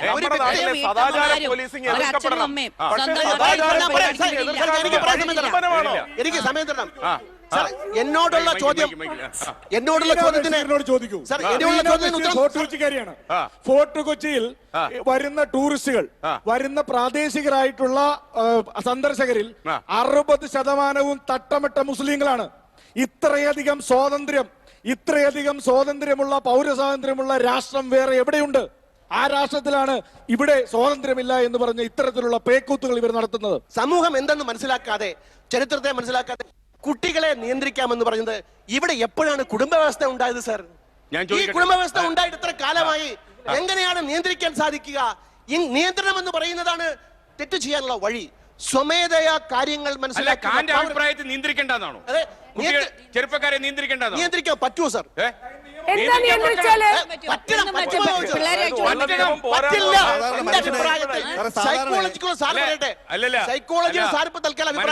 ചോദിക്കാം, താങ്കൾ എന്താ ഇതൊക്കെ കേട്ട് നൽകിയിരിക്കുകയാണോ താങ്കൾ? ഈ ടെക്നോളജി സത്യത്തിൽ ഇത് വന്ന് കയറിയതിന്റെ ഒരു ആഹ്ലാദം എന്ന് വെച്ചാൽ അടച്ചിട്ട ഒരു പക്ഷി ഒരു പക്ഷേ പെട്ടെന്നൊരു സ്വാതന്ത്ര്യം കിട്ടിയാൽ എവിടെയൊക്കെയോ പറക്കുന്ന പോലെ ഇത് യഥാർത്ഥത്തിൽ ഈ മെഷീൻ ഉപയോഗിക്കാൻ പറ്റുന്ന ഒരു പര്യാപ്തമായ മനസ്സ് അച്ഛനില്ല, അമ്മയ്ക്കില്ല, മക്കൾക്കില്ല. ഇത് വരുന്ന ഒരു പെട്ടെന്നുണ്ടായ ഒരു സുനാമിയാണ് ഇപ്പൊ സംഭവിച്ചുകൊണ്ടിരിക്കുന്നത്. ഏതാനും നാളുകൾക്കുള്ളിൽ തീർച്ചയായിട്ടും പറഞ്ഞ എല്ലാ ഇഷ്യൂസും സത്യമാണ്, പ്രശ്നമുള്ളതാണ്. എങ്കിലും ഇതിനോടുള്ള മച്യൂരിറ്റി നമുക്ക് എത്തിയിട്ടില്ല. ഈ മച്യൂരിറ്റി എത്താത്തത് താങ്കൾ എങ്ങനെ പ്രതീക്ഷിക്കുന്നുണ്ടോ ഒരു പക്വതയിലേക്ക് നമ്മൾ നടന്നു നീങ്ങുമെന്ന്? അല്ല, സാധാരണ ഇപ്പൊ നമ്മൾ പുറത്തേക്ക് നോക്കിയാലും ഇവിടെയാണല്ലോ നമുക്ക് ഇഷ്യൂസ് വരിക. പുറത്തേക്കുള്ള പല കൾച്ചറുകളിലേക്ക് വരുമ്പോൾ എന്തുകൊണ്ട് ഇത് അത്ര ശക്തമായിട്ട് വരുന്നില്ല എന്ന് വെച്ച് പുറത്ത് ബിസിനസ് ആയിട്ട് ചെയ്യുന്നില്ലാത്തവരില്ല, ചെയ്യുന്നവരുണ്ടാവും. അപ്പൊ ഇവിടെ വരുന്ന ഈ ഒരു പ്രൊഡക്റ്റ് ഉപയോഗിക്കാൻ, അല്ലെ മൊബൈൽ ഉപയോഗിക്കാൻ, ഇന്റർനെറ്റ് ഉപയോഗിക്കാനുള്ള മെച്യൂരിറ്റി നമ്മുടെ സിലബസിലൂടെ ആഡ് ചെയ്യപ്പെടേണ്ടതുണ്ട്. ഡോക്ടർ പറഞ്ഞതിൽ എനിക്ക് ഏറ്റവും ഇഷ്ടപ്പെട്ട വാക്ക് അടച്ചിട്ട പക്ഷി. ഞാൻ ഇതാണ് പറഞ്ഞത്. അല്ല, ഖാൻ സാറ് മനസ്സിലാക്കേണ്ടി പറഞ്ഞിട്ടുണ്ട്. ഇത് അടച്ചിട്ട പക്ഷി, അല്ല ഖാൻ സാറേ, അടച്ചിട്ട പക്ഷികൾ മാത്രമല്ല, കൂടുതൽ സ്വാതന്ത്ര്യമുള്ള പക്ഷികളും അതുപോലെ പറഞ്ഞു. സ്വന്തം സൃഷ്ടികർത്താവ്, സ്വന്തം അച്ഛൻ രാഹുൽ പശുപാലിന്റെ അച്ഛൻ തള്ളി പറഞ്ഞിട്ട് പോലും സംഘടന തള്ളി പറഞ്ഞില്ല എന്നതിൽ ഞങ്ങൾ കാണുന്നതിൽ സന്തോഷമുണ്ട്. ഒന്നാമത് ചുംബന സമരത്തിന് ഒരു സംഘടന ഇല്ലായിരുന്നു. ഫ്രീ തിങ്കേഴ്സ് ഗ്രൂപ്പിൽ ഫാർമിസ് എന്ന് പറയുന്ന വ്യക്തിയിട്ട് ഒരു പോസ്റ്റുമോ അനുബന്ധമായി നടന്ന ചർച്ചയുടെ ഭാഗമായി വികസിച്ച ഒരു സമര രൂപമായിരുന്നു ചുംബന സമരം. പിന്നെ ഇവിടെ ഇക്കാലത്ത് പള്ളിയിലെ അച്ഛന്മാരും അമ്പലത്തിലെ പൂജാരിമാരും മദ്രസ അധ്യാപകരും ഒക്കെ നിരന്തരം പീഡിപ്പിക്കുന്ന വാർത്തകൾ വരുമ്പോൾ അമ്പലങ്ങൾ തകർക്കണമെന്നും പള്ളികൾ തകർക്കണമെന്നും ഒന്നും പറയാത്ത ആൾക്കാർ ഒരു ചുംബന സമരത്തിലെ പശുപാലന്റെ പേരിൽ അതിന്റെ സോഷ്യൽ കോസ് മുഴുവൻ തള്ളിക്കളയുന്നതിന്റെ രാഷ്ട്രീയം എനിക്ക് മനസ്സിലാവുന്നില്ല. ഈ ചുംബന സമരത്തിന്റെ സോഷ്യൽ കോസ് എന്തായിരുന്നു? ആരാണ് ഇതിനകത്ത് രക്ഷപ്പെട്ടത്? എന്ത് സമൂഹത്തിന് നേടി? കേരളം മുഴുവൻ ചുംബന സമരത്തിന്റെ പിൻപറ്റി മോറൽ പോലീസിങ്ങിനെ കുറിച്ച് നടന്ന രാഷ്ട്രീയ ചർച്ചകൾ തന്നെയാണ് ചുംബന സമരത്തിന്റെ വിജയം. മോറൽ പോലീസിംഗ് കൂടിയതല്ലാതെ കേരളത്തിൽ അവസാനിച്ചോ? പോലും മോറൽ പോലീസിംഗ് വന്നു. നമ്മുടെ നാട്ടിലെ പോലീസ് സംവിധാനവും നിയമവും വളരെ കൃത്യമായി നടക്കുകയാണെങ്കിൽ ഒരു ചുംബന സമരക്കാരനും വേണ്ട സദാചാര പോലീസിനെ ഇല്ലാതാക്കാൻ. ഈ സദാചാരം എന്ന് പറയുന്ന വാക്കിനെതിരെ എന്തിനാണ് ഇങ്ങനെ നെറ്റിച്ചുളിക്കുന്നത്? മോറൽ എന്ന് പറയുന്ന വാക്കിനെതിരെ എന്തിനാണ് ഇങ്ങനെ നെറ്റിച്ചുളിക്കുന്നത്? മോറൽ എന്ന് പറയുന്നതിനകത്ത് തെറ്റെന്താണ്? മൊബൈൽ ഉപയോഗിക്കുന്നുണ്ടോ? തീർച്ചയായിട്ടും എല്ലാ സിസ്റ്റംസും ഉണ്ടോ? വാട്സാപ്പ് ഉള്ള മൊബൈലാണോ? തീർച്ചയായിട്ടും. അപ്പൊ എങ്ങനെയാ മോളെടുക്കുന്ന ഒരു പ്രിക്കോഷൻ എങ്ങനെയാ? നമ്മൾ ഒരുപാട് സിനിമകൾ കണ്ടിട്ടുണ്ട്. ഉദാഹരണം പറയുകയാണെങ്കിൽ തൂവാനത്തുമ്പികൾ അല്ലെങ്കിൽ ഇപ്പോ ട്രിവാൻഡ്രം ലോഡ്ജ്, അതിലൊക്കെ നമ്മൾ കാണുന്ന ചില ക്യാരക്ടേഴ്സ് ഉണ്ട്, പെൺകുട്ടികളെ അല്ലെങ്കിൽ സ്ത്രീകളെ എത്തിച്ചു കൊടുക്കുന്ന ആളുകൾ. ഇതിന്റെയൊക്കെ ഒരു ടെക്നോളജിക്കലി അഡ്വാൻസ്ഡ് ആയ രൂപമാണ് ഇപ്പൊ നമ്മൾ ഈ ഓൺലൈൻ വഴി കാണപ്പെടുന്നത്. ഇതിന്റെ പ്രശ്നം ഇപ്പൊ ഏറ്റവും കൂടുതൽ നമ്മൾ ചർച്ച ചെയ്യുന്നത് സ്ത്രീകളാണ്, അല്ലെങ്കിൽ ഇതിൽ ചെന്ന് ചാടുന്നത് സ്ത്രീകളാണ്. അതുകൊണ്ട് തന്നെ പറയാം, ഇപ്പൊ മാഡം നേരത്തെ പറഞ്ഞു നമ്മളെ പ്രൊട്ടക്ട് ചെയ്യാൻ ഒരാളില്ല എന്നൊരു തോന്നലാണ് നമുക്ക് എപ്പോഴും പ്രശ്നമായിട്ട് കാണുന്നത്. ഇപ്പൊ പെൺകുട്ടികളെ ആരും ആ രീതിയിൽ വളർത്തുന്നില്ല. എനിക്ക് തോന്നുന്നു റീന മാഡം മിക്കവാറും പെൺകുട്ടിയെ അല്പം ബോൾഡായിട്ടായിരിക്കും വളർത്തുക. പക്ഷെ ബാക്കി എല്ലാ അമ്മമാരും പെൺകുട്ടികളെ വളർത്തുന്ന രീതി വെച്ച് നോക്കുമ്പോൾ ഇത്തരത്തിൽ അവരുടെ മൊബൈൽ ഫോൺ ഹാക്ക് ചെയ്യപ്പെട്ടു എന്ന് കേൾക്കുമ്പോൾ തന്നെ സൂയിസൈഡ് ചെയ്യാം എന്നുള്ള രീതിയിൽ ആ ഒരു മനോഭാവമാണ് വളർത്തിയെടുക്കുന്നത് പെൺകുട്ടികളിൽ. അതെ അതെ, ഇതിന് ശേഷം അല്ലെങ്കിൽ ഇത് ചെന്ന് കുടുംബത്തിൽ അവരുടെ ഫോൺ ശരിക്കും ഞാൻ ആദ്യം ആലോചിച്ചത് അവരുടെ ഫോൺ ഒരാൾക്ക് നന്നാക്കാൻ കൊണ്ട് കൊടുത്തു, അതിലെ ഇമേജസ് വേറൊരാള് വേറൊരു രൂപത്തിൽ റീക്രിയേറ്റ് ചെയ്തു എന്ന് അറിഞ്ഞപ്പോ എന്തുകൊണ്ടത് പരാതിപ്പെട്ടില്ല? അവരാവശ്യപ്പെട്ട പ്രകാരം നിങ്ങൾ എന്തിനു പ്രതികരിച്ചു? ഉണ്ടായിരുന്നില്ല. നിങ്ങൾ വീട്ടിൽ പറയോ അല്ലെങ്കിൽ വേണ്ട ആളുകളുടെ സഹായം തേടോ? എന്തുകൊണ്ട് ചെയ്തില്ല? അഡ്വക്കേറ്റ് സംഗീത ലക്ഷ്മണൻ പറഞ്ഞെടുത്ത് ആദ്യം ഒരു SI എടുത്ത് പോകുമ്പോൾ ഉണ്ടായ പ്രതികരണം, അപ്പൊ അതില് നമ്മളെല്ലാവരും ഒരു കൂട്ടുത്തരവാദിത്വം ഉണ്ട്. പോലീസ് എന്ന് പറഞ്ഞാൽ സമൂഹത്തിൽ നിന്ന് വളരെ ഭിന്നമായി നിൽക്കുന്ന ഒരു സാധനമല്ല. സമൂഹത്തിലുള്ള എല്ലാ അടിയൊഴുക്കുകളും പോലീസിനെ ഗ്രസിക്കുന്നുണ്ട്. നമ്മൾ ഇവിടുന്ന് ഒരുപാട് ദൂരം സഞ്ചരിക്കാനുണ്ട്. ഇങ്ങനെയുള്ള നമ്മൾ ഈ ബിഗ് ഡാഡിയുടെ ഒരു ഉദ്ദേശം കൂടെ ഞാനൊന്ന് പറഞ്ഞുകൊള്ളട്ടെ. അബദ്ധം പറ്റാതിരിക്കുക എന്നുള്ളത് നമ്മുടെ ഒരു പരമോത്തമ ലക്ഷ്യമായിരിക്കാം. പക്ഷെ നിങ്ങളൊരു കാര്യം തിരിച്ചറിയണം, എല്ലാവർക്കും അബദ്ധം പറ്റിക്കൊണ്ടിരിക്കുകയാണ്.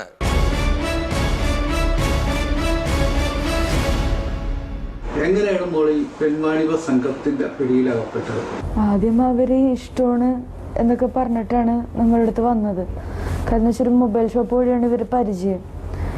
അത് കഴിഞ്ഞപ്പോഴത്തേക്കാണ് പിന്നെ ഇവരുടെ വീട്ടിൽ പോയി ഇഷ്ടമാണ് വീട്ടിൽ ചെന്ന് അത് കഴിഞ്ഞപ്പോഴത്തേക്കും കുടിക്കാനുള്ള വെള്ളത്തിൽ എന്തോ കുടിച്ചു കഴിഞ്ഞപ്പോഴത്തേക്കും ഉറക്കം വന്ന് പലപ്പോഴും ഇവരുടെ വീട്ടിൽ പോവായിരുന്നു. അങ്ങനെയാണ് അറിയാവുന്നത്. അത് ചെന്ന് കഴിഞ്ഞപ്പോഴത്തേക്കാണ് കുടിക്കാനുള്ള വെള്ളത്തിൽ എന്തോ തന്നു, പിന്നെ ഉറക്കം വന്ന് അത് കഴിഞ്ഞ് പിന്നെ എഴുന്നേറ്റപ്പോഴത്തേക്കും ഡ്രസ്സൊക്കെ ആക്കി നമുക്ക് ഇതായിട്ട് എഴുന്നേച്ച്. പിന്നെ അത് കഴിഞ്ഞപ്പോഴത്തേക്കുമാണ് ഞാൻ വീട്ടിലേക്ക് പോരുകയും ചെയ്ത്. പിന്നെ ഇവർ വിളിച്ചിട്ട് ഇവരുടെ സംസാരമൊക്കെ വേറെ രീതിയിൽ എന്നുവെച്ചാൽ ഒരു ദേശീയഭാവം അങ്ങനെയുള്ളൊരിത്. നമ്മളടുത്ത് എപ്പോഴും വല്ലാത്ത സ്നേഹത്തിൽ സംസാരിക്കുന്ന ആളുടെ സംസാരമൊക്കെ വേറെ രീതിയിൽ. പിന്നെ അതിന് സാവധാനം സംസാരമൊക്കെ മാറാൻ തുടങ്ങി. പിന്നെ ഫോട്ടോസ് കാണിക്കും, അല്ലെങ്കിൽ നീ വരണം, അല്ലെങ്കിൽ വീഡിയോസ് കാണിക്കും, നീ വരണം, അങ്ങനെയുള്ള രീതിയിലായി പിന്നെ സംസാരമൊക്കെ. പിന്നെ അത് കഴിഞ്ഞപ്പോഴത്തേക്കുമാണ് ഫോട്ടോ കാണിച്ചത്. ഇങ്ങനെ ഫോട്ടോ ഉണ്ട് നിന്റെ, അങ്ങനെയാണെങ്കിൽ അത് നീ പറയുന്ന രീതിയിൽ വന്നില്ലെങ്കിൽ നാട്ടുകാരെ കാണിക്കും, അങ്ങനെയുള്ള ഫോട്ടോസൊക്കെ കാണിക്കാൻ വേണ്ടി തുടങ്ങിയത്. പിന്നെ രീതിയിൽ നമ്മൾ ചെന്നില്ലെങ്കിൽ ഇത് കാണിച്ച് ഭീഷണിപ്പെടുത്തും. വാട്സാപ്പിലിടും, നെറ്റിലിടും, അങ്ങനെയാണ് ഇങ്ങനെയാണെന്നും പറഞ്ഞിട്ട് എല്ലായിടത്തും പറയാൻ വേണ്ടി തുടങ്ങി. അപ്പോഴാണ് പിന്നെ നമ്മൾ ഇവർ പറഞ്ഞത് കേട്ടില്ലെങ്കിൽ ഇങ്ങനത്തെ പ്രശ്നങ്ങളാവും എന്നുള്ളത് കൊണ്ടിട്ടാണ് പിന്നെ ഇതിൽ തന്നെ ഇവരുടെ ഒപ്പം തന്നെ എന്ത് കാര്യം ഉണ്ടെങ്കിലും ഇവർ പറഞ്ഞിട്ടുണ്ടെങ്കിൽ അത് ചെയ്യും, അല്ലാതെ വേറൊരു വഴി ഉണ്ടായിരുന്നില്ല. പിന്നെ അവസാനമാണ് ഒട്ടും സഹിക്കാൻ പറ്റാതെ എപ്പോഴത്തേക്കുമാണ് പിന്നെ ഇത് പോലീസുകാരനെ അറിയിച്ചത്. അപ്പോഴാണ് പിന്നെ നമുക്ക് ഇവരെ കൊണ്ടിട്ടൊരു ശല്യം ഉണ്ടാവാതിരുന്നതും എല്ലാം ഉണ്ടായത്. ഈ കാമുകൻ എന്ന് പറയുന്ന വ്യക്തിനെ എങ്ങനെയാണ് പരിചയം? അയാളുടെ കൂടെ ഏതെല്ലാം സ്ഥലങ്ങളിൽ പോയിട്ടുണ്ട്? അവിടെയെല്ലാം മോള് ആരെയെല്ലാം കണ്ടിട്ടുണ്ട്? ഇയാളുടെ കൂടെ വേറെ പല ദൂരെയുള്ള സ്ഥലങ്ങളിലൊക്കെ പോകേണ്ടി വന്നിട്ടുണ്ട്. അയാളുടെ കൂടെ വേറെ ഇങ്ങനെ 2-3 പേരുണ്ടാവും. പക്ഷെ അല്ലാതെ വേറൊരു രീതിയിലുള്ള ബുദ്ധിമുട്ട് അവരെ കൊണ്ടുണ്ടായിട്ടില്ല. ഇയാളെ കൊണ്ടിട്ട് തന്നെ ഇങ്ങനെയുള്ളൊരിത് ദൂരെയുള്ള സ്ഥലങ്ങളിൽ പോകേണ്ടി വരും. അത് വിളിച്ചിട്ട് ചെന്നില്ലെങ്കിൽ നമ്മുടെ വീട്ടിലറിയിക്കും. ഈ ഫോട്ടോസ് ഉണ്ടെന്നും പറഞ്ഞ് വീട്ടുകാരെ അറിയിക്കും. അപ്പോൾ വീട്ടുകാർ പറഞ്ഞിട്ടുണ്ടെങ്കിൽ അവരെന്തോരം വിഷമിക്കും. ആ ഒരു കാര്യം കൊണ്ടിട്ട് ഇവർ പറയണതിൽ ഇവരുടെ ഒപ്പം തന്നെ നിൽക്കണം. ഈ ജ്യൂസ് തന്നു, അതിനകത്തൊരു മയക്കുമരുന്ന് ഉണ്ടായിരുന്നെന്ന് പറയുന്നു. അതിനുശേഷം ഏതെല്ലാം രീതിയിലുള്ള പടങ്ങൾ, കുട്ടിയുടെ പടങ്ങൾ കുട്ടിയെ കാണിച്ചു തന്നിട്ടുണ്ട്? ഇത്തരത്തിൽ എത്രയോ കുട്ടികൾ അവരുടെ കെണിയിൽ പെട്ടിട്ടുണ്ട്. ഒരുപാട് പെൺപിള്ളേർ ഇതിൻ്റെ ഇടയിൽ പെട്ടിട്ടുണ്ട്. അതല്ല, തല മാത്രം വേറെ ബാക്കിയൊക്കെ വേറെ ഈ രീതിയിലേ കാണിക്കുള്ളൂ. അപ്പം അതെല്ലാം നമ്മൾ കാണുമ്പോഴത്തേക്കും നമ്മുടെ ഇത് തന്നെയാണ് ഈ കാണിക്കുന്നത്. അപ്പം നമുക്ക് എന്തോരം വിഷമമുണ്ടാകും. കാണുന്ന ആൾക്കാർ അവർ വിചാരിക്കുന്നില്ല എന്താണ് ഈ കാണുന്നത്, നമ്മൾ തന്നെയാണ്, പുറത്തുള്ള ആൾക്കാർ വേറെ ആൾക്കാരാണ് എന്നുള്ളവർ വിചാരിക്കുന്നില്ല. അപ്പം അറിയാൻ പാടില്ലാത്ത ഒരാൾ കണ്ടു കഴിയുമ്പോഴത്തേക്കും അവർക്ക് ശരിക്കും അത് കാണുമ്പോഴത്തേക്കും ഒരു സന്തോഷമാണ്. ആ ഒരു പെണ്ണിൻ്റെ അല്ലേ എന്നും പറഞ്ഞാൽ അവരിങ്ങനെ നോക്കിക്കൊണ്ട് നിൽക്കും. പക്ഷെ അവർ വിചാരിക്കുന്നില്ല ഇങ്ങനെ നിൽക്കുന്ന ആൾക്കാർ എന്തോരം വിഷമിച്ചിട്ടാണ്, അവരുടെ ഉള്ളിൽ എന്തോരം വിഷമിക്കുന്നുണ്ട് ഇത് കാണുമ്പോൾ എന്നുള്ളത് അവരറിയുന്നില്ല. അവർക്ക് അതൊന്നും അറിയേണ്ട ആവശ്യമില്ല. പെൺപിള്ളേർ ഒരുപാട് പെൺപിള്ളേർ ഇതിലേക്ക് കൊണ്ടുവരുന്നുണ്ട് ഇങ്ങനെ കാണിച്ചിട്ട്. ഏതെല്ലാം രീതിയിലുള്ള പടങ്ങളാണ് അയാൾ കാണിച്ചത്? അയാളുടെ ഒപ്പം കിടക്കുന്ന ഫോട്ടോ, പിന്നെ അതിലുള്ള വീഡിയോ ഉണ്ടെന്ന് പറഞ്ഞ ഇയാള് 40 മിനിറ്റുള്ള വീഡിയോ ഉണ്ടെന്നും പറഞ്ഞിട്ടായിരുന്നു നമ്മളെ ബുദ്ധിമുട്ടിച്ചുകൊണ്ടിരുന്നത്. അത് വേറെ പല ആൾക്കാരുടെയും കയ്യിൽ ഈ വീഡിയോ ഉണ്ടെന്നും പറഞ്ഞിട്ട് നമ്മളെ ബുദ്ധിമുട്ടിച്ചിട്ടുണ്ട്. ഒരുപാട് കാര്യങ്ങൾ ഇതും പറഞ്ഞിട്ട് നമ്മൾ ഒരുപാട് രീതിയിൽ ബുദ്ധിമുട്ടിച്ചിട്ടുണ്ട്. പക്ഷെ നമ്മൾ തിരിച്ചൊന്നും പ്രതികരിക്കാൻ പറ്റാത്ത അവസ്ഥയായിരുന്നു. ഒട്ടും സഹിക്കാൻ പറ്റാതെ പിന്നെ കാശ് ചോദിക്കലായി. അങ്ങനെയുള്ള കാര്യങ്ങൾ വന്നപ്പോഴത്തേക്കുമാണ് പോലീസുകാർ കംപ്ലൈൻ്റ് ആയിട്ട് പറഞ്ഞത് ഇങ്ങനെയാണ് കാര്യങ്ങൾ, വേറെ ആരെങ്കിലും അറിഞ്ഞിട്ടുണ്ടെങ്കിൽ ആത്മഹത്യ ചെയ്യാനല്ലാതെ വേറൊരു വഴിയില്ല. അങ്ങനെയാണ് IG സാർ പറഞ്ഞത്. വേറെ ആരും അറിയില്ല ഇതെന്താണെന്ന് വെച്ചിട്ടുണ്ടെങ്കിൽ നമുക്ക് കൈകാര്യം ചെയ്യാമെന്ന് പറഞ്ഞ സാറാണ്. പിന്നെ ഇവരെ കൊണ്ടിട്ട് ഒരു ബുദ്ധിമുട്ടുണ്ടായിട്ടില്ല സാറിൻ്റെ അടുത്ത് ഈ കാര്യം പറഞ്ഞിട്ട്. ഇത്തരം സംഘത്തിന്റെ കെണിയിൽപ്പെട്ട മറ്റു കുട്ടികളുമായിട്ട് സംസാരിച്ചു. അവരെന്താണ് ഈ സംഘത്തിനെ പറ്റി പറഞ്ഞത്? എങ്ങനെയാണ് അവരെ മറ്റുള്ള ആളുകൾക്ക് ഈ സംഘം എത്തിച്ചു കൊടുത്തിരുന്നത്?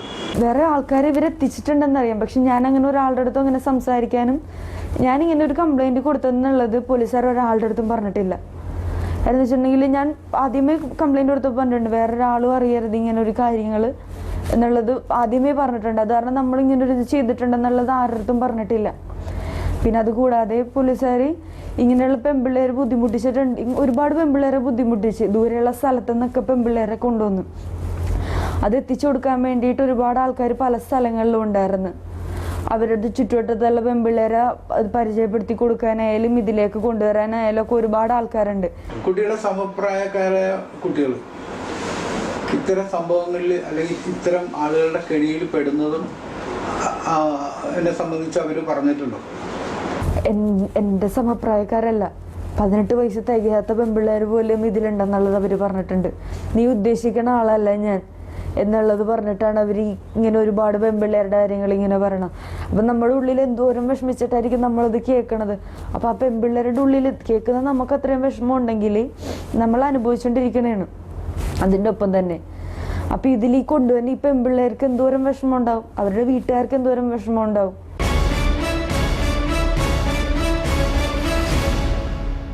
എല്ലാ കുടുംബങ്ങളിലും ഈ അബദ്ധം പറ്റിക്കൊണ്ടിരിക്കുന്നുണ്ട്. ആ പറ്റിക്കൊണ്ടിരിക്കുന്ന അബദ്ധം അറിഞ്ഞു കഴിഞ്ഞാൽ, കഴിഞ്ഞ ദിവസം 3 ദിവസം മുമ്പ് ഒരു കുടുംബം എൻ്റെ മുമ്പിൽ വന്നിട്ട് കുട്ടിക്ക് പറ്റിയ അബദ്ധം അറിഞ്ഞു പറഞ്ഞാൽ അച്ഛൻ ബോധം കെട്ട് വീഴുകയാണ്. അച്ഛൻ ബോധം കെട്ട് വീഴും എന്ന് തിരിച്ചറിയുന്ന കുട്ടി കുറച്ചും കൂടെ കുറ്റബോധത്തിൽ ആളുകയാണ്. പക്ഷെ ഇത് കുറ്റബോധവും ബോധം കെട്ട് വീഴുകൊണ്ട് തീരുന്നൊരു പ്രശ്നമല്ല നമ്മൾ തിരിച്ചറിയണം. ഇനിയും അമ്പരപ്പിക്കുന്ന ഒരുപാട് കാര്യങ്ങൾ നിങ്ങളോട് പറയാനുണ്ട്. പക്ഷെ അതിനു മുമ്പ് ഒരു ചെറിയ ഇടവേളയ്ക്ക് സമയമായി. നമ്മൾ ഇടവേളയിലേക്ക് പോകുന്നു. 92 റേപ്സ് ആണ് ഒരു ദിവസം ഇന്ത്യയിൽ 2014 കണക്കനുസരിച്ച് നടക്കുന്നത്. എന്ന് പറഞ്ഞാൽ 17 മിനിറ്റ് വരെ കാത്തിരിക്കാനായിട്ട് നമ്മുടെ പുരുഷന്മാർക്ക് സാധിക്കുന്നില്ല. എൻ്റെ ഒരു ഫ്രണ്ടിന് ഇതേപോലെ തന്നെ ഒരാൾ വിളിച്ചിട്ട് ഇങ്ങനെ കുറെ അപമര്യാദയായിട്ട് സംസാരിക്കുകയൊക്കെ ചെയ്യും. പുള്ളിക്കാരി പോലീസിൽ പരാതിപ്പെട്ടു. പരാതിപ്പെട്ടപ്പോൾ അവര് മോശമായ രീതിയിലാണ് സംസാരിച്ചത്. ഞങ്ങൾ ഒത്ത് കൈ പിടിക്കാൻ തയ്യാറാണ്. ഒരു വലിയ കൈയുണ്ട്, ഓപ്പറേഷൻ ബിഗ് ഡാഡിയാണ് ഞങ്ങൾ, ബിഗ് ഡാഡി. ഇക്കണ്ട കാലം മുഴുവനും സ്ത്രീയെയും അല്ലെങ്കിൽ പെൺകുട്ടിയാണ് പഠിപ്പിക്കുന്നത് എന്ത് ചെയ്യരുത് എന്ത് ചെയ്യണ്ട, നിങ്ങൾ എങ്ങനെ സുരക്ഷിതരാവണമെന്ന്. നിങ്ങളുടെ ആൺമക്കളെ, നിങ്ങളുടെ സഹോദരനെ, നിങ്ങളുടെ അച്ഛനെ ഒന്നും ക്രിമിനൽ ആകരുത് എന്ന് ഒരാളും പഠിപ്പിക്കുന്നില്ല. Travancore builders Sreekandan Nair show. ഈ പരിപാടിയിലേക്ക് നിങ്ങൾക്ക് വീണ്ടും സ്വാഗതം. ഇത് Travancore builders Sreekandan Nair show, co-powered by Asian Paints, Ultima Protect and Lens and Frames Opticians.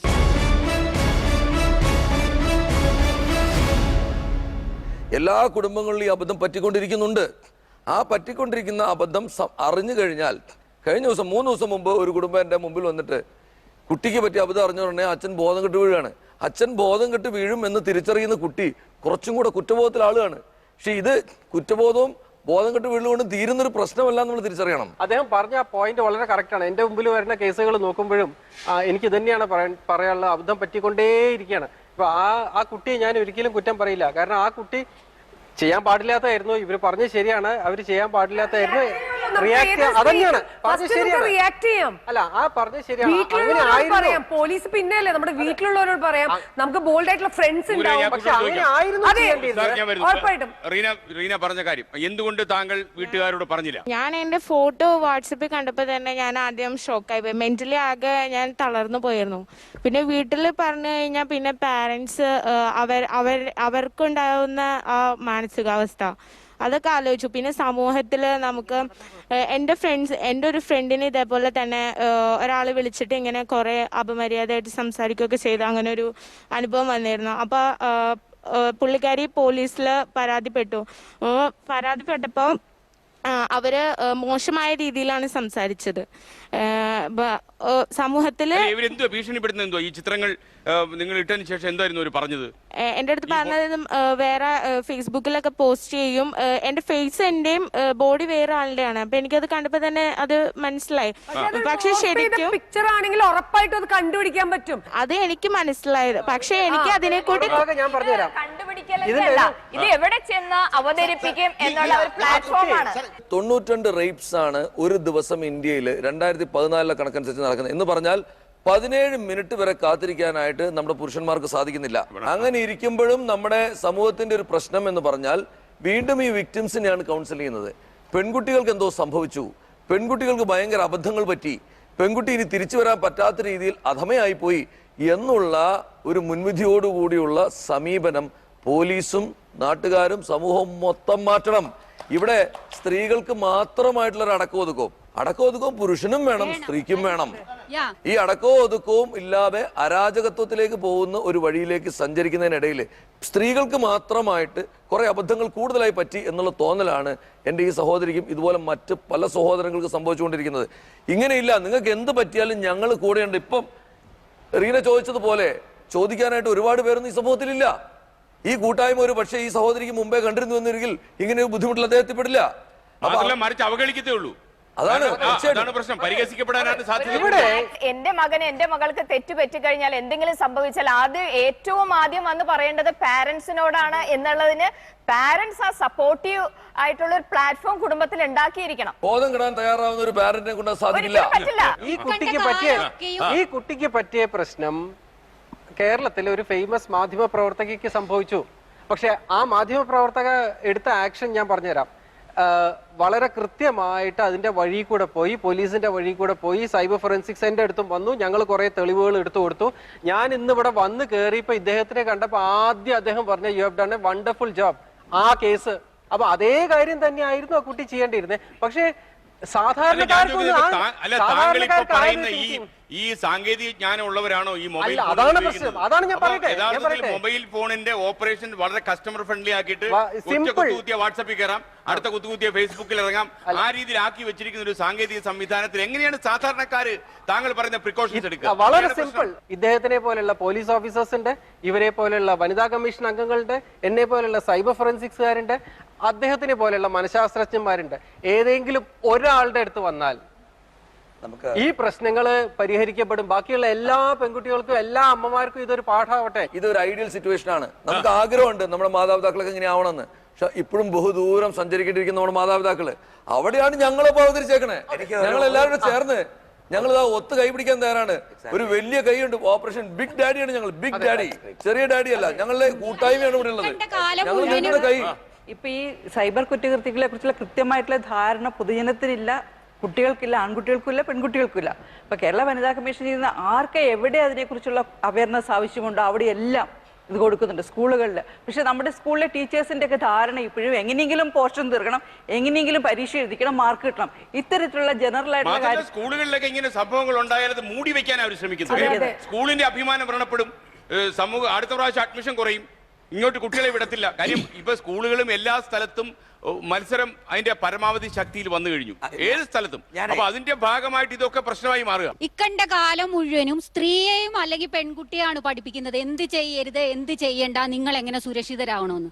നിങ്ങളുടെ ആൺമക്കളെ, നിങ്ങളുടെ സഹോദരനെ, നിങ്ങളുടെ അച്ഛനെ ഒന്നും ക്രിമിനൽ ആകരുത് എന്ന് ഒരാളും പഠിപ്പിക്കുന്നില്ല.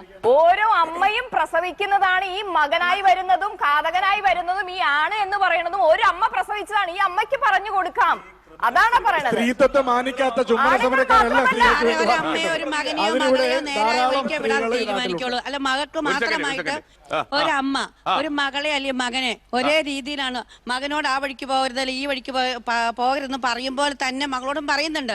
എന്തുകൊണ്ട് നമ്മൾ ആ കുട്ടിക്ക് അത് സംഭവിച്ചപ്പോൾ നമ്മൾ പ്രതികരിക്കണം? കാരണം പ്രതികരിച്ചില്ലെങ്കിൽ നാളെ ഞങ്ങൾക്കും ഇത് വരാം. കാരണം ഒരാളൊരു പ്രതികരിച്ച് നമ്മുടെ സാറിനെ പോലെയുള്ള അല്ലെങ്കിൽ അവരൊരു കുറ്റകൃത്യമായിട്ട് നേരിട്ടുകൊണ്ട് അതിനൊരു ശിക്ഷ വിധിക്കുകയാണ് എങ്കിൽ, കാരണം എന്നെ ഇപ്പൊ ഇത് ചെയ്തു, ഞാൻ മിണ്ടാതിരിക്കുമ്പോൾ ആ സ്ത്രീ പേടിച്ചിട്ട് മിണ്ടില്ല, അപ്പൊ അടുത്തയാൾക്ക് ഇത് വരാനൊരു ഉണ്ടാകുകയാണ്. ഞങ്ങള് വീട്ടിലെ പാരന്റ്സ് ആയിട്ട് ഓൾമോസ്റ്റ് എല്ലാ കാര്യം ഷെയർ ചെയ്യാറുണ്ട്. അപ്പൊ എന്റെ അച്ഛനും അമ്മ എന്നോട് പറഞ്ഞിട്ടുള്ളത്, നിനക്ക് എന്തെങ്കിലും പ്രശ്നം വരുമല്ലോ, നിന്നെ ആരെങ്കിലും ബ്ലാക്ക് മെയിൽ ചെയ്യുകയാണെങ്കിൽ നീ ഒരിക്കലും അവന്റെ കെണി പോയി അകപ്പെടുക, അവൻ പറയുന്നിടത്ത് പോവോ അല്ലെങ്കിൽ ആത്മഹത്യക്ക് ശ്രമിക്കുക ചെയ്ത് ഞങ്ങളോട് പറയണം, ഞങ്ങൾ നിന്നിപ്പോ സപ്പോർട്ട് ചെയ്യുന്ന.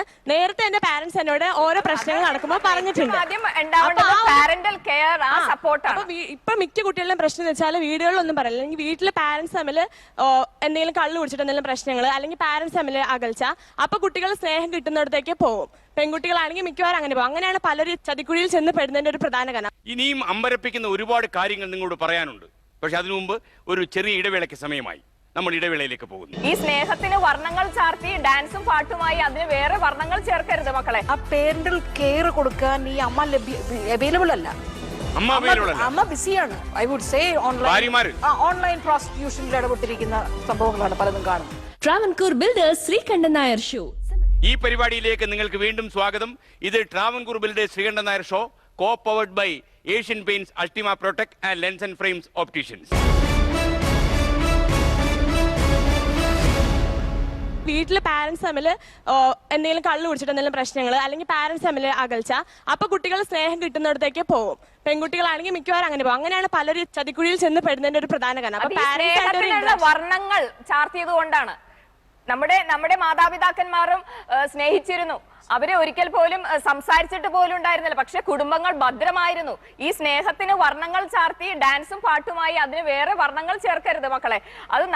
അത് പരസ്പരം അറിയാനും മനസ്സിലാക്കാനും. താങ്കൾക്ക് ഒരു അഭിപ്രായം പറയാൻ പറ്റുന്നു? സാധാരണ ഇങ്ങനെയുള്ള ചതിക്കുഴികളിൽ വീഴുന്ന കുട്ടികൾ പ്രായമുള്ളവരാണോ ചെറിയ കുട്ടികളാണോ? നമുക്ക് ഈ ഫാമിലി കോർട്ടിൽ ഇപ്പം നമ്മളൊരു കണക്ക് തോതെടുത്തു കഴിഞ്ഞാൽ വരുന്ന ഒരു 60% ഓഫ് കേസസും പീഡിപ്പിക്കപ്പെട്ട ഭർത്താക്കന്മാരാണ്. എങ്ങനെയാന്ന് ഞാൻ പറഞ്ഞുതരാം. അതായത് ഈ ഭർത്താവ് ജോലി എടുക്കുന്നു, ഭാര്യയും ജോലി എടുക്കുന്ന കേസ് ഉണ്ടാവും. രണ്ടും ഡിഫേഴ്സ്. അത് ഭാര്യ, എന്റെ അടുത്ത് ഭർത്താക്കന്മാർ വന്നിട്ടുള്ള കേസുകളിൽ, ക്ലയന്റ് ആയിട്ട് ഭർത്താക്കന്മാർ വന്നിട്ടുള്ള കേസുകളിൽ ഭാര്യ ഈ വഴിതെറ്റി പോയതോ, നമ്മൾ പറയുന്നത് എന്താ പറയുക, സ്ലിപ്പറി ആയിട്ട് വീണു പോയതോ, അതോ മനഃപൂർവ്വം പോകുന്നതോ ആയിട്ട് ഈ ഓൺലൈനിലൂടെ ചങ്ങാത്തം കൂടുകയും അതിലൂടെ വഴിതെറ്റി ഈ സോ കോൾഡ് സോഷ്യൽ ഈ മൊറാലിറ്റിയിൽ നിന്നൊക്കെ മാറി തിരിച്ച് ഈ അദ്ദേഹം പറഞ്ഞല്ലോ പേരന്റൽ കെയർ വേണം കുട്ടിക്ക്. ആ പേരന്റൽ കെയർ കൊടുക്കാൻ ഈ അമ്മ അവൈലബിൾ അല്ല. അമ്മ ബിസിയാണ്. പിന്നെ ഇദ്ദേഹം കംപ്ലീറ്റ് സർവൈലൻസിലൊക്കെ ഇട്ട് ഇവരുടെ മൊത്തം ഡീറ്റെയിൽസ് ഒക്കെ എടുക്കുമ്പോൾ ഇവർ വളരെ വൈബ്രന്റ് ആയിട്ട് ഓൺലൈൻ ആക്റ്റീവാണ്. Online I would say online പ്രോസ്റ്റിറ്റ്യൂഷനിൽ ഇടപെട്ടിരിക്കുന്ന സംഭവങ്ങളാണ് പലതും കാണുന്നത്. അത് ചിലത് വളരെ അടുപ്പമായിട്ട് ബന്ധമായ ഒരു ഫിസിക്കൽ റിലേഷൻഷിപ്പിന് വേണ്ടി മാത്രം പോകുന്നു. ഈ പേരന്റൽ കെയർ കൊടുക്കാൻ ഇവർ എക്സ്പ്ലോയിറ്റ് ചെയ്യപ്പെട്ടതാണോ മനഃപൂർവ്വം എടുത്ത് പോകുന്നതാണോ എന്നറിയത്തില്ല. ഞാൻ വരെയുള്ള തലമുറ, എനിക്ക് അല്ലെങ്കിൽ ഒരു പരിധി വരെ റീനയുടെ കൂടി ഒരു തലമുറ എന്ന് പറയുന്ന അവരെയും കൂടി നമുക്ക് വിക്ടിം എന്ന് വിളിക്കാം. ഇനി അങ്ങോട്ട് വരുന്നവരെ ഒരു തലമുറേനെയും കൂടി നമ്മൾ വിക്ടിംസിനെ ഇങ്ങനെ ഗ്ലോറിഫൈ ചെയ്യുന്ന ഒരു മൈൻഡ് സെറ്റിൽ നിന്ന് നമ്മൾ മാറേണ്ടിയിരിക്കുന്നു. നമ്മുടെ നാട്ടിലെ വീടുകളിൽ സമാധാനം കളിയാടണം എന്ന് മാത്രമേ എനിക്ക് ആഗ്രഹമുള്ളൂ. അതുകൊണ്ട് തന്നെ കുറച്ചുകൂടി കാര്യങ്ങൾ നിങ്ങൾ അറിയണം. അതുകൊണ്ട് ഈ ചർച്ച ഇവിടെ അവസാനിക്കുന്നില്ല. ഇതിന്റെ അവസാന ഭാഗം അടുത്ത ശനിയാഴ്ച രാത്രി 10 മണിക്ക് ഇതേ സമയം. ഇത് Travancore builders Sreekandan Nair show, co-powered by Asian Paints, Ultima Protect and Lens and Frames Opticians.